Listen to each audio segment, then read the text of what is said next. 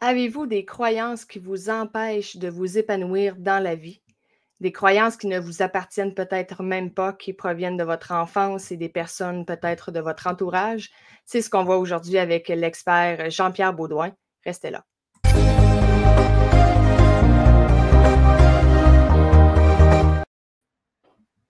Jean-Pierre, bonjour!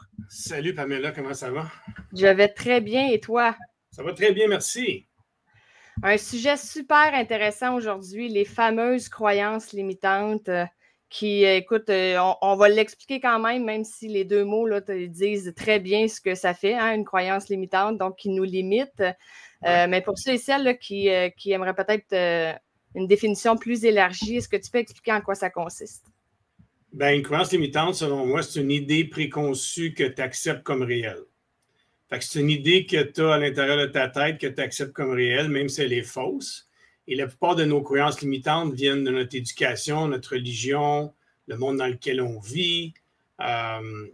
Et on se met à croire ce qu'on s'est fait dire toute notre vie. Souvent, c'est ça. Fait qu'on s'est fait dire des choses.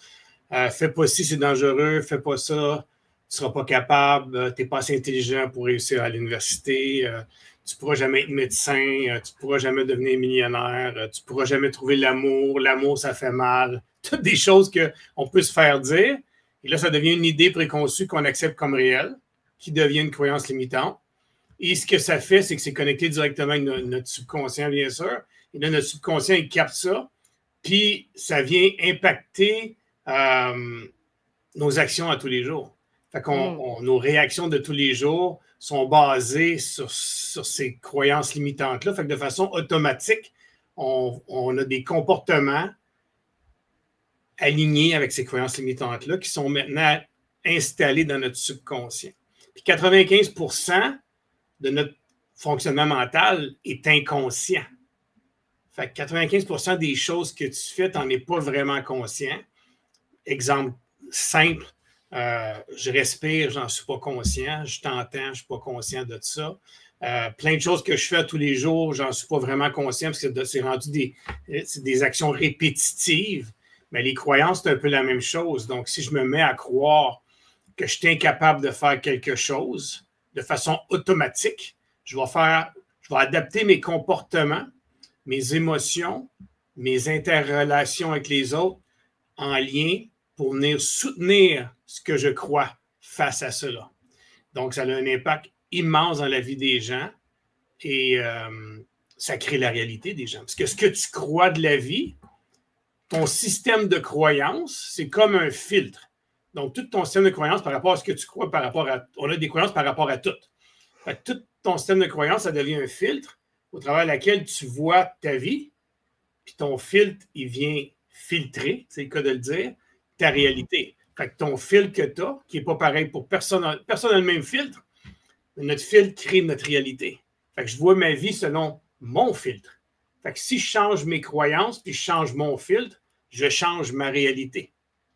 Fait que c'est pour ça que c'est très important de s'y arrêter, de se poser des questions et de changer les choses qui nous empêchent de réussir parce que ça devient de l'auto-sabotage. Fait qu'on commence à s'auto-saboter soi-même parce qu'on veut absolument soutenir cette croyance. Puis notre cerveau fait tout pour nous prouver qu'on a raison face à cette croyance. Et j'ai dit en intro, Jean-Pierre, que tu étais un expert dans le domaine parce que ça, c'est ton premier livre. Ouais. Et je tiens à amener l'attention ici, L'homme qui marche sur le feu, et tu aides aussi les gens à marcher sur le feu. Alors, quel meilleur exemple pour démontrer que les croyances, ça peut se changer, parce qu'on a tous la croyance que le feu, ça brûle, que c'est pas fait pour marcher là-dessus parce que tu vas brûler le dessous de tes pieds, c'est évident, et tu réussis avec une fin de semaine, parce que ça se fait pas quand même en une heure. Une journée, une soirée. Ah, c'est une soirée. OK. Ouais. Bon, mais c'est quand même quelques heures là, de travail pour aller défaire la fameuse croyance et que les gens, je vais le dire, là, aient vraiment le courage d'aller marcher sur le feu et d'avoir la preuve que ça ne brûle pas comme on aurait tendance à le croire. Donc, je voulais juste expliquer l'une des raisons pour lesquelles j'ai dit que tu étais expert. Je trouve que ce qui est complexe avec les croyances limitantes, c'est d'en prendre conscience parce que justement, on les croit tellement vrais, on pense tellement que c'est la vérité, puis surtout en vieillissant, on a grandi avec, puis là, on a fait plein d'actions, d'agissements qui vont en conséquence des croyances qu'on a eues, et on peut avoir eu à tort ou à raison, mais des résultats qui allaient en conséquence de ce qu'on croit, donc ça l'amplifie la croyance qu'on a. Et après ça, des changer. Fait que, comment on fait tout d'abord pour prendre conscience de nos croyances limitantes? Ben, moi, je trouve que c'est le monde, il y a une croyance limitante qui dit que c'est compliqué. Moi, je ne suis pas d'accord. C'est très simple de découvrir nos croyances limitantes. C'est-à-dire que si tu n'es pas capable de trouver l'amour, si tu n'es pas capable de trouver l'abondance, si tu n'es pas capable d'avoir confiance en toi, peu importe. Tu as un défi dans une sphère de ta vie, tu as une croyance limitante à ce niveau-là, c'est sûr. Fait que c'est pas compliqué. Assis-toi. Mettons, tu dis que tu n'es pas capable de trouver l'amour. Assis-toi, puis écris ce que tu penses de l'amour.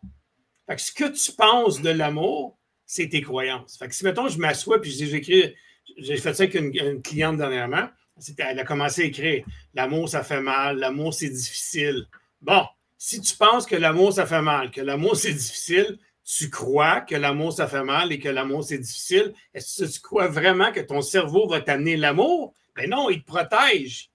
Fait que c'est dans n'importe quoi. Fait que si tu n'as pas l'abondance, assis-toi. Qu'est-ce que tu penses de l'argent?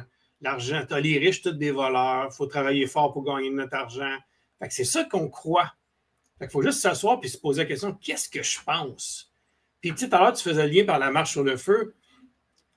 Quand les gens viennent, 50% des gens, quand ils viennent, ils disent de ne pas vouloir faire la marche sur le feu. Puis j'utilise le feu parce que c'est la plus vieille croyance limitante qu'on a. Depuis qu'on est bébé, on se fait dire touche pas au feu, tu vas te brûler, tu te fais dire ça tout le temps.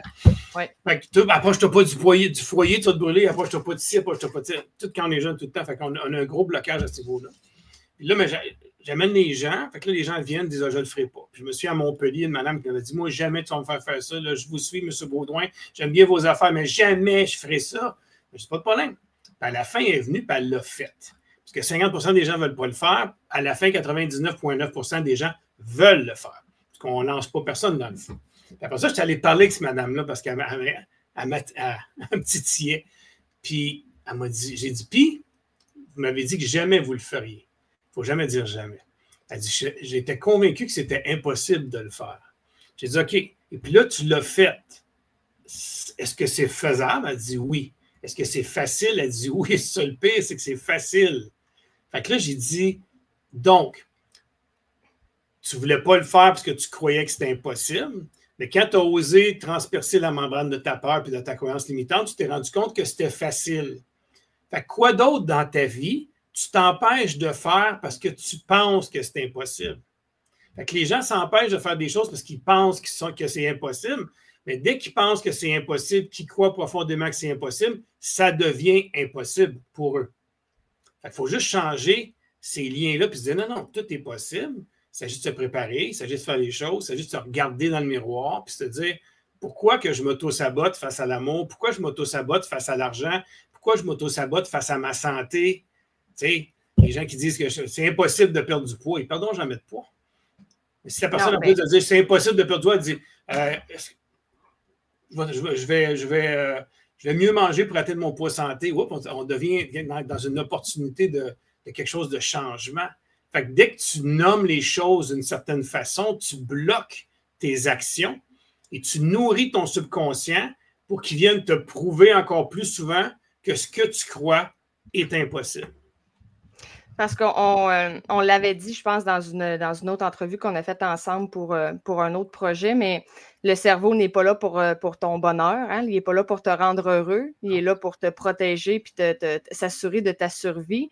Parce que je me souviens, je t'avais demandé pourquoi le cerveau est si intelligent, mais si tata ou nono de ne pas être capable de voir le positif dans la vie puis de tout le temps voir le négatif ou justement les croyances limitantes.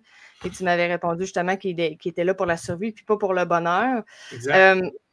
Est-ce que selon toi, Jean-Pierre, les gens qui assistent par exemple à une de tes journées peuvent par la suite travailler leurs propres croyances limitantes de façon autonome? Ouais. Ou est-ce qu'il y a des croyances qui peuvent être tellement profondes et ancrées qu'il doit absolument avoir un soutien avec une personne? Non, il y a beaucoup de choses qui peuvent le faire par eux-mêmes. Puis moi, ce que j'aime, c'est de donner des outils aux gens qui peuvent être autonomes là-dedans. Mais premièrement, il faut que tu y crois que tu peux travailler toi-même. Parce que si tu ne crois pas, tu ne l'auras jamais. Fait qu'il y a des gens qui ont besoin d'un psychologue toute leur vie, puis finalement jamais s'en sortir parce qu'ils vont, dans leur tête, sont attachés à ça, puis ils ont besoin de ça. Mais dans mon livre, j'explique les techniques pour s'en débarrasser. Parce qu'à un moment donné, c'est juste de se poser la question. Tu sais, une croyance limitante, c'est comme le dessus d'une table. Fait que ta croyance, c'est le dessus de la table. Puis les pattes qui soutiennent la croyance, c'est tes excuses, tes expériences de vie, les raisons que tu donnes pour soutenir cette croyance limitante-là. Fait qu'il s'agit de dire, OK, j'identifie ma croyance limitante. L'amour, ça fait mal. Les riches sont tous des bandits. Exemple. Puis là, je dis, OK, mais pourquoi je crois ça? Mais mon père m'a toujours dit ça. J'ai vu le voisin qui est un bandit qui a fait de l'argent. Bon, c'est une affaire comme ça qui fait que tu crois ça. Fait qu'après ça, il faut dire, OK, je me libère de cette croyance-là, je m'en débarrasse. Fait que moi, dans ma tête, je la mets au feu, je la brûle. Après ça, ce qu'il faut faire, c'est de trouver la nouvelle croyance pour venir remplacer l'ancienne. Parce que si tu ne remplaces pas l'ancienne, tu vas toujours retourner dans l'ancienne croyance. T'sais, ton cerveau, c'est comme un disque dur, puis il y a un sillon, puis ce que tu crois, mais tu tombes tout le temps dans le même sillon facilement. Fait que c'est comme évident. Fait que si tu ne changes pas ça, tu vas entendre la même affaire. C'est comme un CD. Le CD passe toujours à la même place, tu entends toujours la même affaire. Et si tu ne l'enlèves pas, si tu ne changes pas le CD, si tu ne le reconditionnes pas, tu vas toujours entendre la même affaire à la même place sur le même sillon. Fait que tu dois changer ton sillon puis le modifier. Fait que moi, je crache le sillon, puis je le change, je le reconditionne. Fait que je trouve la nouvelle croyance. Puis là, mettons, je dis, ben, l'amour, c'est fantastique. OK, qu'est-ce qui soutient ça? Ben, je connais quelqu'un qui l'a vécu, puis bon, peu importe, tu trouves les raisons, les excuses, les expériences de vie qui peuvent venir soutenir cette nouvelle croyance-là, puis là, tu te reconditionnes. C'est-à-dire que tu dois la lire. Moi, je fais écrire ça aux gens sur une feuille de papier, sur un carton avec la nouvelle croyance, leur exemple, leur raison qui se donne pour la nouvelle. Puis je leur demande de les lire 10 fois par jour. 10 fois par jour, tu plies ton papier, tu le mets dans tes poches, tu marches, à un moment donné, tu as juste besoin de toucher ta poche, tu sais que ta croyance est là, tu fais le lien. Parce que là, il y a des croyances, ça fait 40 ans que tu crois ça. Fait que tu ne peux pas changer ça en une journée et te dire, OK, j'ai décidé de changer de croyance. Non, il faut que tu viennes reconditionner ton disque dur jusqu'à temps qu'à un moment donné, tu n'auras plus le réflexe de retomber dans le sillon négatif de la croyance limitante. Tu vas aller vers le sillon positif de l'opportunité, de la décision différente, parce que tu n'auras pas l'automatisme du subconscient qui automatiquement répond selon tes vieilles croyances limitantes. Là, je pense que j'ai 4 questions en même temps. Là. Je vais y aller oui, mais c'est parce qu'il faut que je me souvienne des autres après. C'est ça, moi, c'est ça mon défi. Combien de temps tu penses environ que ça peut prendre? Je sais que ce n'est pas pareil pour personne parce qu'il y en a que c'est plus ancré que d'autres. Est-ce que tu as une estimation entre temps et temps de semaine ou temps et temps de mois? Moi normalement, là, puis moi, je ne crois pas au truc, là, bon, c'est 21 jours, c'est 30 jours, là, les techniques que les gens disent pendant 21 jours, pendant 30 jours, ça prend ça pour faire un changement. Moi, je ne crois pas à ça. Moi, je crois qu'on peut faire un changement en 1 seconde. Fait que je peux décider à partir d'aujourd'hui de changer ma vie en prenant une décision, puis tout peut changer. Ça peut prendre juste 1 seconde. Mais pour changer une croyance limitante comme ça, c'est la répétition. Fait que quelqu'un qui fait ça, puis qui relit ses affaires 10 fois par jour pendant 7 à 10 jours, il y a un grand changement. Par contre, tu dois continuer après. Fait que c'est pas parce que tu as fait ça pendant 7 à 10 jours, puis que là, tu tombes dans l'automatisme positif, qu'il faut t'arrêter. Parce qu'à un moment donné, il faut que tu continues à graver ce sillon comme tu l'as gravé pendant 40 ans pour venir modifier tout ça. Puis après ça, mais c'est un travail de tous les jours. Parce que c'est facile de retomber dans des croyances limitantes. Surtout, mettons que ta croyance limitante, elle vient de ton environnement. Si tu modifies ta croyance limitante pour une croyance de renforcement, puis qu'alentour de toi, tout le monde parle encore de ces croyances limitantes-là, mais tu dois travailler plus fort pour la maintenir. Fait que tu vois, ça dépend. Donc, il n'y a pas de nombre parfait, nombre de jours parfait. Ça n'existe pas, cette affaire-là. Fait que ça peut être très court, ça peut être un peu plus long, mais une chose qui est sûre, ça prend un maintien. Fait que c'est pas parce que tu travailles sur une affaire une fois que c'est fini pour le restant de tes jours. Travailler sur une croyance limitante, travailler sur notre pouvoir, de notre mindset, de notre subconscient, c'est un travail quotidien. Je travaille là-dessus à tous les jours de ma vie et je le ferai encore jusqu'à la fin de mes jours. C'est un bon truc, là, le carton. Là, je pense entre autres à des postcards là, qui c'est assez petit, ça se traîne partout. Ouais, moi, je prends une affaire gros de même. Là. je le plie en 4-8, je mets ça dans mes poches. Puis des fois, dans le fond, ça devient un ancrage. Puis souvent, ce que je fais aussi, c'est que je prends une roche. Moi, j'aime beaucoup les roches. J'ai un plat plein de roches. Des fois, je prends une roche. Ça, cette roche-là représente tel truc. Puis là, mais je la garde dans mes poches. Puis des fois, j'ai rien besoin de toucher à ma roche. Puis je fais le lien automatiquement. Tu n'as même plus loin de le dire. Tu touches à ta roche, puis tu sais c'est quoi cette roche-là. C'est la roche de la croyance positive par rapport à l'argent, peu importe. OK. La roche de l'abondance. C'est la croyance négative parce que c'est comme un caillou dans un soulier, ça te dérange. Non, ça devient la roche qui représente, mettons, ma croyance d'abondance au lieu de ma croyance de manque, mettons. Fait que c'est ma croyance d'abondance, c'est ma roche d'abondance, c'est ma roche d'amour, c'est ma roche de réussite, c'est ma roche de santé, c'est ma roche de bonheur. Peu importe, tu t'en choisis une, puis ça devient celle-là, tu lui donnes l'ancrage que tu veux. Tu viens ancrer ça à l'intérieur de toi avec quelque chose de physique. Puis oui, puis tu sais, ceux qui sont plus ésotériques, là, ils peuvent très bien aller acheter une pierre précieuse avec la signification là, de ce que tu viens de nommer. Comment on sait que je m'en ai appelé Christian, je sais, il y a un Christian parmi ce monde qui pense à moi. Comment tu sais, Jean-Pierre, à partir de quel moment tu peux passer à une prochaine? Ah, mais tu peux passer une prochaine, tu peux travailler plusieurs en même temps. Fait qu'il n'y a pas de temps à attendre de passer une prochaine. Bon, oui. Tu peux travailler avec 2-3 en même temps. Moi, quand je travaille en coaching avec les jeunes, normalement, ce que je fais, c'est qu'on travaille une à la fois pendant une semaine, mettons. Fait que mettons que je travaillerai avec toi. On en prend une aujourd'hui. OK, on fait l'exercice. Je te dis, OK, pendant une semaine, lis ça 10 fois par jour, mets ta roche dans tes poches. On travaille sur l'autre. Il ne faudrait pas que tu n'ailles 100, parce qu'avec 100 roches dans tes poches, tu peux te noyer si tu tombes dans la piscine. Mais sérieux, tu peux en travailler 2-3 de front sans problème. Parce que souvent, ils sont interreliés.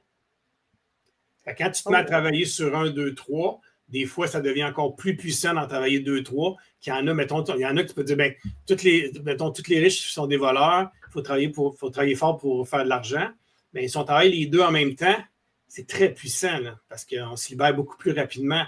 Mais des fois qu'on travaille sur l'amour puis l'argent ou la santé puis l'amour, c'est différent, mais à quelque part, il y a tout de quoi qui est interrelié dans tout ça. Parce que là, c'est vrai que quand tu écris la croyance à laquelle tu crois et les raisons pour lesquelles tu le crois, les raisons en soi sont une croyance. Oui, souvent. Fait que mais toi, tu suggères une croyance avec 3 raisons ou 4 raisons comme tes 4 pattes de table? Je fais faire l'exercice aux gens.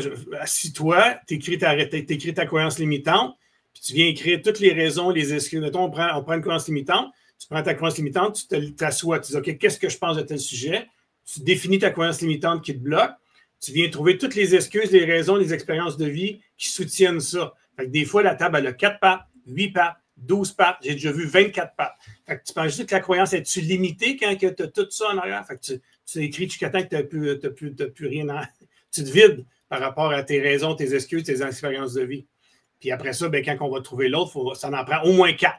Parce qu'une table qui n'a pas 4 pattes, c'est pas solide. Fait que tu ne peux pas remplacer une croyance limitante par une croyance de renforcement si tu n'as pas au moins 4 raisons pour venir la modifier. Là.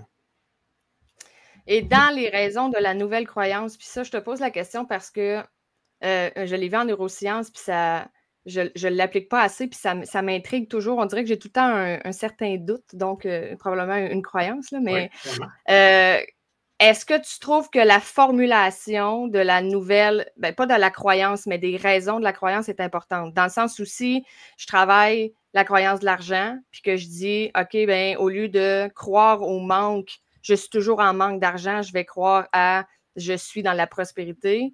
Et les raisons ne pourraient pas être, par exemple, je ne veux plus manquer d'argent. Parce que je ne veux plus manquer d'argent, tu attires le manque d'argent. Donc, il faut écrire en fonction de ce que l'on veut et non de ce que l'on ne veut plus, c'est ça? Tu dois parler en affirmatif comme si c'était déjà arrivé. Oh! OK.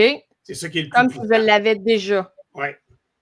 Donc l'argent, tu vas écrire... Je vis l'abondance. Mettons, mon objectif, c'est d'aller vivre au Costa Rica, puis je crois que c'est impossible. Je vis au Costa Rica dans l'abondance et dans la joie extrême en vivant la Pura Vida. C'est beaucoup plus puissant que si tu dis j'aimerais peut-être un jour aller vivre au Costa Rica. Tu es encore dans le manque et tu vibres, j'y crois pas vraiment. Là. Mais qu'est-ce qu'on fait quand on y croit pas? Si on est un peu dans la boîte, là. Si je marque je vis au Costa Rica et que j'y crois pas vraiment, je viens de scraper ma croyance. Ben non, mais c'est pour ça qu'il faut travailler ton sillon. C'est en répétant que tu vas te mettre à y croire. Fait que en le répétant, en le ressentant, en le vivant. Puis là, maintenant, on peut aller plus loin, on peut aller dans la visualisation. Parce que là, comment on fait pour augmenter notre croyance? Comment on fait pour augmenter notre certitude? Ben, c'est la répétition, c'est les affirmations, c'est la visualisation, c'est bâtir sur les succès. C'est tout ça qui fait que tranquillement, tu vas y croire de plus en plus. Puis plus que tu vas y croire, plus que ton cerveau va te faire voir des choses qui vont te permettre d'y croire encore plus. Parce que c'est ça l'affaire. C'est que plus que tu crois en quelque chose, plus que tu vas voir des choses. Ton système d'activation réticulaire rentre en place. Ce qui est important pour toi, il va te faire voir et vivre de plus en plus de choses dans le même lien, dans la même importance. Donc, si tu y crois vraiment, tu vas venir à voir des exemples de quelqu'un qui l'a fait avant toi. Tu vas rencontrer quelqu'un qui l'a déjà fait. Tu vas voir un reportage de quelqu'un qui l'a fait. Tout ça va t'aider à plus y croire. Donc, là, tu viens nourrir ce que j'appelle le cycle de l'excellence et du pouvoir. C'est-à-dire que là, tu y crois de plus en plus, donc tu fais des actions encore plus inspirées. Donc, tu as plus de résultats. Donc, tu fais des actions encore plus inspirées qui fait que tu y crois encore plus. Et là, tu viens bâtir le momentum. Et avant de commencer tout ça, j'aurais peut-être dû la poser plus dans les débuts, là, mais c'est pas grave. Là. Avant de commencer tout ça, est-ce que tu suggères de faire une liste de nos croyances limitantes? Et deuxième question, comment tu fais pour sélectionner celles que tu travailles? Parce qu'il y en a des plus puissantes que d'autres. Pas des puissantes, mais des plus... il y en a des plus puissantes que d'autres, c'est clair. Oui, mais j'aime pas le mot puissant, là, parce que puissant, je l'accorde un peu à du positif, là, mais il y en a qui sont beaucoup plus intenses et ancrées que d'autres. Est-ce que tu en choisis une forte ou une très forte avec une moyenne? Moi, normalement, je ne m'attaque pas à la plus forte en partant. Je m'attaque à des moyennes quand j'accompagne des gens. Je m'attaque à une moyenne pour commencer parce que c'est moins ardu. Puis une fois qu'ils n'ont fait une, c'est plus facile de faire les autres. Fait que la plus ardue, des fois, c'est pas la meilleure à commencer par. Fait que, puis non plus la plus facile. Fait que moi, je vais toujours dans quelque chose de moyen, mais l'autre chose que je dis toujours, c'est quoi aujourd'hui que tu as vraiment envie de faire? C'est quoi aujourd'hui qui est le plus important pour toi? C'est ça qui est important dans le fond. C'est quoi la croyance limitante aujourd'hui que toi, Pamela, tu as envie de travailler, puis que tu sais que tu es prêt à mettre l'énergie pour? C'est ça qui est le plus important. Y aller au sentiment, plus au feeling, qu'y aller plus de façon plus. Parce que moi, jamais je vais dire let's go, fais-moi la liste de toutes tes croyances limitantes. Là, on va se faire non. On va commencer par dire OK, c'est quoi ton défi aujourd'hui, Pamela? Aujourd'hui, moi, je rush par rapport à X, Y, Z. OK, parfait. Qu'est-ce que tu penses de ça? Pourquoi tu penses ça? Qu'est-ce que tu as vécu face à ça? Bon, il va là. Oh, wow. C'est là. Ça ne donne rien de. Imagine-tu quand tu te mets à faire la liste de ça, là, c'est décourageant. Là. À un moment donné, c'est une affaire à la fois. Puis on y va par priorité, par sensation, par expérience de vie, parce que tu vis aujourd'hui dans ta vie de tous les jours, dans qu'est-ce qui est plus important pour toi aujourd'hui. Parce que plus que c'est quelque chose d'important pour toi, plus que ton système d'activation réticulaire va t'aider, plus que tu vas être en capacité d'aller un peu plus profond à l'intérieur de toi. Donc, tu ne t'attaques pas à quelque chose que tu dis, ouais, je sais que j'ai une grosse croyance limitante face à, je sais pas, mes arrière-grands-parents qui est super ancré, puis qui me fait tout bouger à l'intérieur de moi, puis c'est de génération en génération, puis wow, on ne commencera pas par ça, là. C'est un peu plus complexe dans celle-là. Est-ce que, tantôt, tu dis que des fois, tu travailles une croyance limitante, puis ça en travaille d'autres qui sont sous-jacentes. Est-ce que le contraire peut arriver? Est-ce que tu peux travailler une croyance, puis ça t'en... Tu sais, si tu le fais mal, mettons, ça peut-tu t'en créer des supplémentaires? Quelqu'un qui le ferait vraiment mal, peut-être, mais il prendrait pas le bon chemin. Mais tu sais, c'est pas très compliqué, le chemin que moi j'ai établi pour faire ça. Puis je l'explique très bien dans mon livre. C'est très, très simple. Si tu commences à dire, OK, c'est quoi ma croyance limitante? C'est le dessus de ma table. C'est quoi les raisons, les excuses, puis les expériences de vie que j'ai dans ma vie qui soutiennent tout ça? Tu ne peux pas te tromper bien. Tu ne peux pas partir puis l'échapper puis t'en créer plein d'autres. Non. C'est plus quand tu crées ta nouvelle, faut vraiment créer quelque chose de positif dans l'affirmatif, comme je t'ai dit tout à l'heure, pour venir nourrir du positif, pour venir changer l'espèce de cycle négatif que ta croyance limitante t'amène à vivre, à ressentir, pour venir amener quelque chose de positif puis bâtir sur le positif. C'est ça qui est important. Pour conclure, Jean-Pierre, j'aimerais ça qu'on donne un exemple concret de toutes les étapes qu'on vient de mentionner. Fait qu'on prend n'importe quelle croyance, celle que tu veux, avec les raisons, les expériences, etc., pour laquelle on y croit, puis qu'on bâtisse un peu ton planning, comme tu viens de l'expliquer pendant le podcast, juste pour donner un exemple un peu plus concret et en ordre, parce que des fois, mes questions sont dans le désordre. Je te donne un exemple concret que j'ai accompagné une femme d'affaires dernièrement qui s'auto-sabotait face à son développement d'entreprise. Donc, elle avait une entreprise qui fonctionnait super bien, mais elle s'auto-sabotait et elle ne comprenait pas pourquoi. Fait qu'on s'est assis, puis on s'est posé la question, pourquoi tu t'auto-sabotes? Elle croyait fermement à l'intérieur d'elle qu'elle ne pouvait pas être une bonne mère de famille et une femme entrepreneur. Fait que j'ai dit, pourquoi tu penses que tu ne peux pas être une bonne mère de famille et une femme entrepreneur? Ben, parce que ma mère m'a dit toute ma jeunesse que les femmes entrepreneurs, ce n'étaient pas des bonnes mères de famille, puis que tu ne pouvais pas t'occuper de tes enfants comme il faut si tu travaillais trop fort. Et voilà. Fait qu'elle a vécu ça, puis c'est venu s'ancrer. C'était une croyance limitante qu'elle avait à l'intérieur d'elle, qui était inconscient. Puis elle avait quand même une grosse entreprise qui allait bien. Mais dès qu'elle arrivait dans des moments de développement, elle auto-sabotait son développement. Elle se mettait elle-même des bâtons dans les roues. Fait qu'on a travaillé, fait qu'on a découvert sa croyance limitante. Son expérience de vie, c'était sa mère. Elle avait vu des gens autour d'elle, une de ses tantes qui avait essayé de partir en affaires, qui avait un peu délaissé ses enfants. Il y avait plein d'affaires comme ça. Fait qu'elle a trouvé les raisons pourquoi elle croyait ça, les expériences de vie. Puis là, on a décidé, OK, mais là, on crisse ça dans le feu. Oups, j'ai sacré. On met ça dans le feu. Puis là, une nouvelle. Je suis une femme d'affaires accomplie et la meilleure mère du monde. Peu importe, elle l'a dit dans ses mots à elle. Il faut le dire dans des mots à toi. C'est ça qui est important. Qu'est-ce qui résonne? Puis là, elle a dit pourquoi? Bien, parce que pour moi, c'est important de vivre ma passion. Puis quand je suis passionné puis je fais ce que j'aime, bien, je suis une meilleure mère. Puis quand je vis dans l'abondance, je peux offrir plus d'affaires à mes enfants. Fait que c'est ça qui est venu nourrir ses pattes de sa nouvelle croyance. Puis elle est partie avec ça, puis ça a été l'enfer, pas l'enfer, ça a été extraordinaire. Dans l'année qui a suivi, elle a augmenté, elle a triplé son chiffre d'affaires d'entreprise. Wow! Puis après ça, elle a été achetée pour plusieurs millions de dollars. Et là, maintenant, elle voyage, puis elle s'occupe de ses enfants.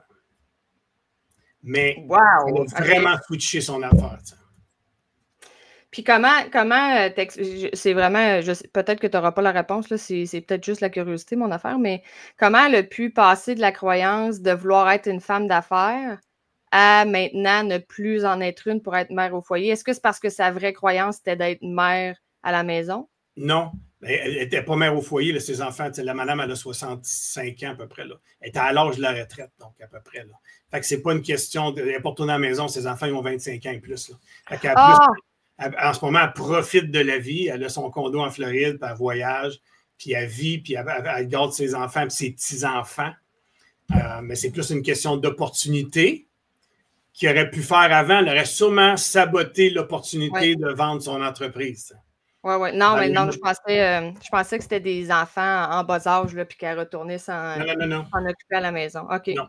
OK. Ben, wow! En fait, c'est comme tu dis, c'est une opportunité qui en a apporté une autre, qu'elle n'aurait pas pu profiter si elle avait gardé sa croyance de base. Exact. Wow. Jean-Pierre, merci énormément. C'était extrêmement intéressant. Les croyances limitantes, à quel point ils ont un impact, peuvent avoir un impact hyper négatif, mais peuvent avoir un impact hyper positif si on les travaille, qu'on les transforme.